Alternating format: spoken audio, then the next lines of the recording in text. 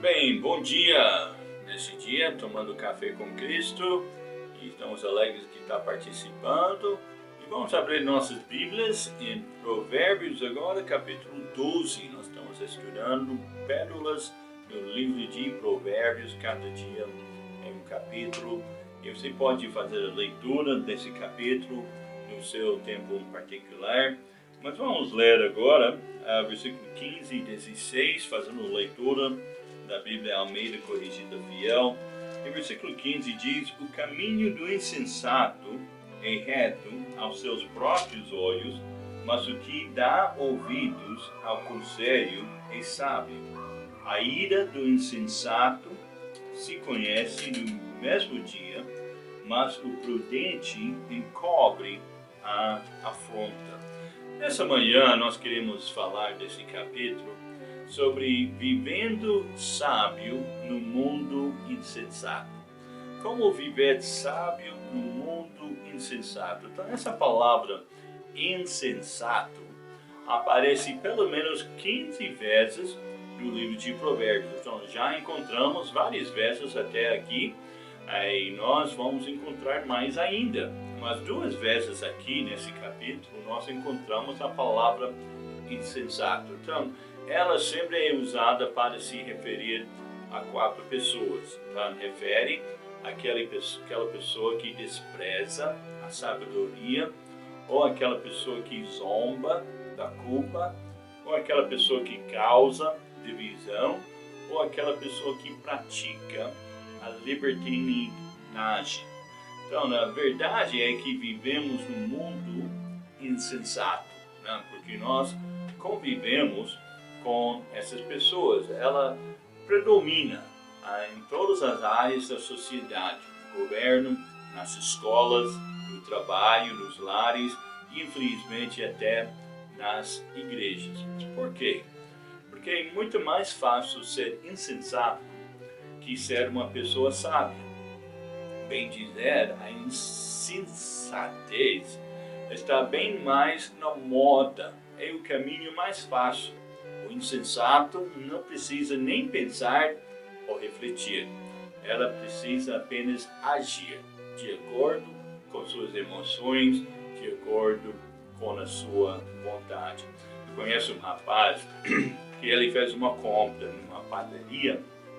E daí, quando ele estava pagando a conta, ele deu uma nota de 50. Ele pôs o troco no seu bolso, sem olhar, e ele foi para casa. Chegando lá em casa, ele percebeu que havia mais de R$ 90 no seu bolso, concluindo que o caixa da padaria achou que ele havia dado uma nota de 100. E daí, imediatamente, não querendo levar a vantagem, ele voltou para aquela padaria e ele disse ao homem que o atendeu: você me deu o troco errado. E daí qual foi a resposta do funcionário? Com muita ira, ele olhou para aquele irmão e ele disse: problema seu. Você devia ter visto na hora, devia ter conferido na hora. Problema seu. Então o irmão, não querendo levar vantagem, desonesta, ele disse: isso quer dizer que eu posso ficar com os 50 a mais que você me deu? E daí o rapaz ficou assim, contorcendo assim, e daí ele falou: agora entendi, eu dei dinheiro a mais. E aí ele voltou àquela com menos ira, que ele tinha antes, e ele entendeu a lição. Infelizmente, irmãos, a precipitada ida do caixa da padaria não é nem tão pouco raro de ver hoje, porque nós encontramos em muitos lugares. Na verdade, as pessoas, na maioria das vezes, são guiadas pela ira e fazem coisas que causam sérios problemas. Por isso Salomão, ele diz: a ira do insensato se conhece no mesmo dia.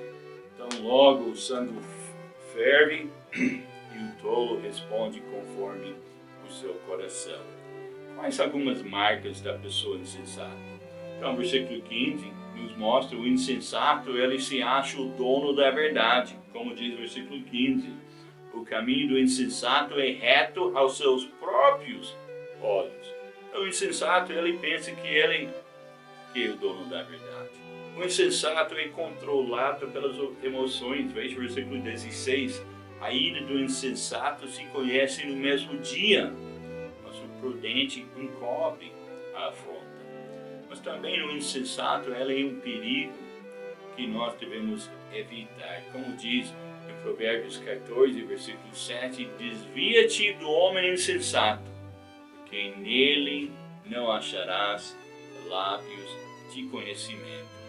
Então nós temos vários exemplos disso, mas um exemplo foi na vida da esposa do Potifar. Ela era insensata. Ela quis trair o seu marido e ela quis ficar com José no Egito. E por um momento de prazer, ela estava disposta a colocar a vida dela e de José em perigo.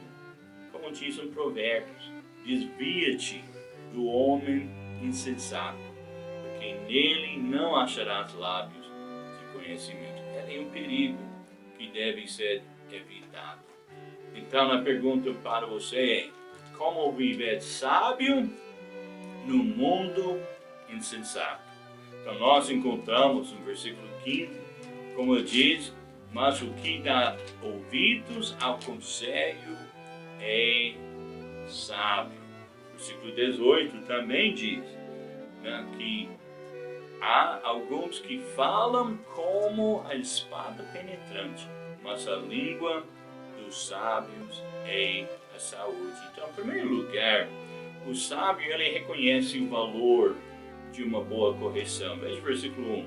O que ama a instrução, ama o conhecimento, mas o que odeia a repreensão é estúpido.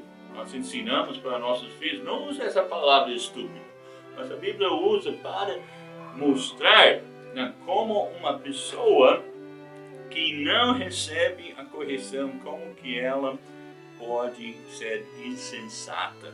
Não, uma pessoa que sabe, uma pessoa que entende que em cada crítica há uma lição para mim, mesmo que a fonte de onde vem essa crítica não é uma fonte boa, eu posso tirar uma lição para a minha vida. O sábio, ele reconhece o valor de uma boa companhia. Veja o versículo 4.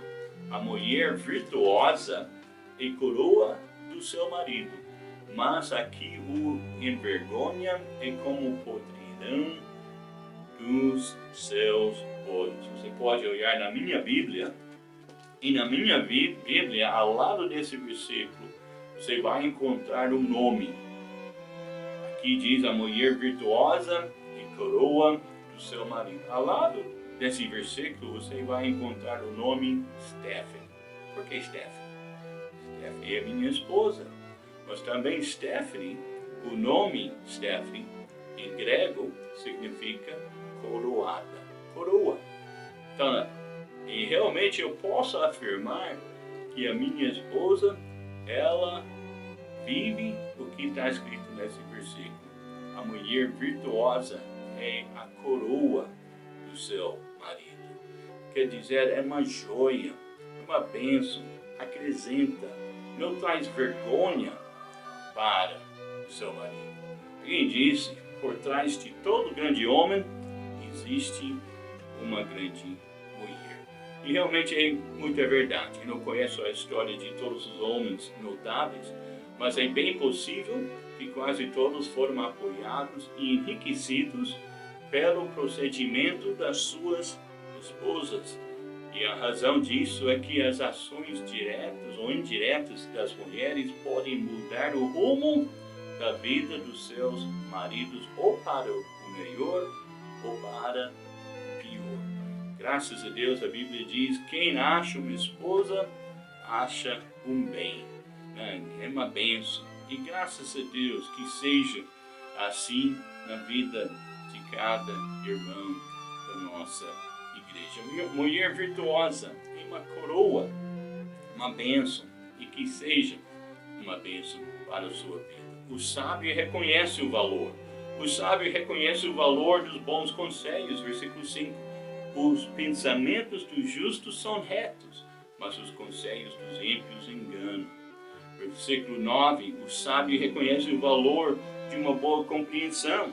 Melhor é o que se estima em pouco e tem servos do que se vangloria e tem falta de pão. O sábio reconhece o valor de uma boa comunicação. Veja o versículo 13. O mexeriqueiro, aliás, versículo 13 de capítulo 12. O ímpio se enlaça na transgressão dos lábios, mas o justo sairá da angústia. Cada um se fartará do fruto da sua boca, e da obra das suas mãos o homem receberá a recompensa. Então, realmente é importante. As palavras têm muito poder, ou pode se usar para edificar uma vida ou destruir uma vida, como diz o versículo 18. Há alguns que falam como a espada penetrante, mas a língua dos sábios é saúde. Sara traz saúde para a vida da pessoa. Versículo 25. Ansiedade no coração deixa o homem abatido, mas uma boa palavra o alegra. E nós podemos dizer que a década passada foi marcada pelo crescimento de casos de estresse.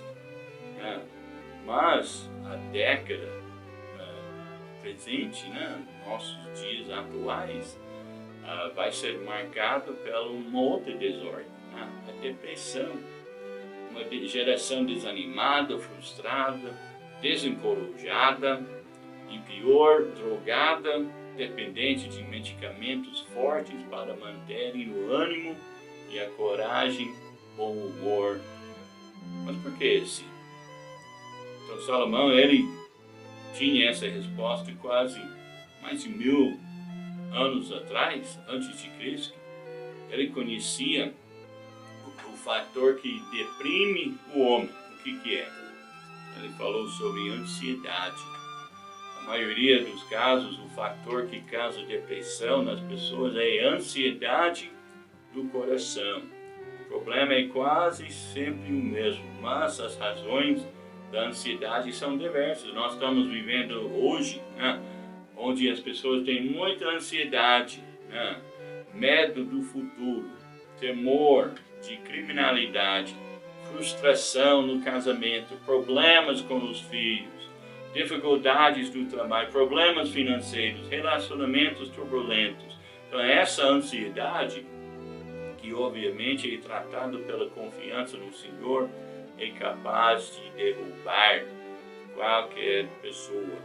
Mas nesse caso, muitas vezes as pessoas, ao invés de correr para o Senhor, eles correm para uma caixa de medicamento. Eles correm às vezes para a bebida, eles correm para um comprimido, eles correm para um psicólogo. Mas o melhor antidepressivo nós encontramos aqui no Senhor.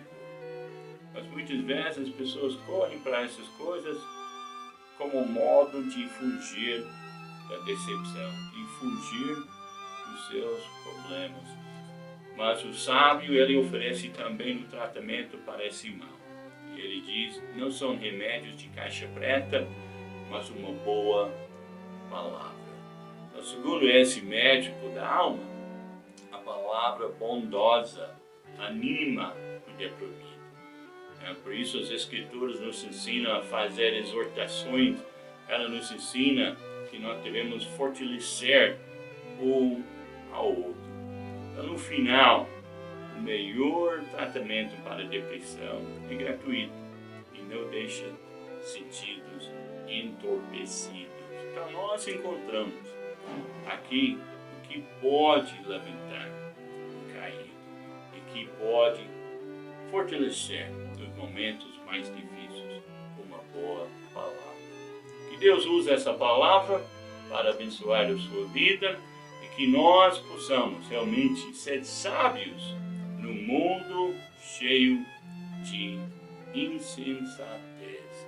Nós podemos viver uma vida sábia para a glória de Deus. Que Deus abençoe seu dia Tenha um bom dia.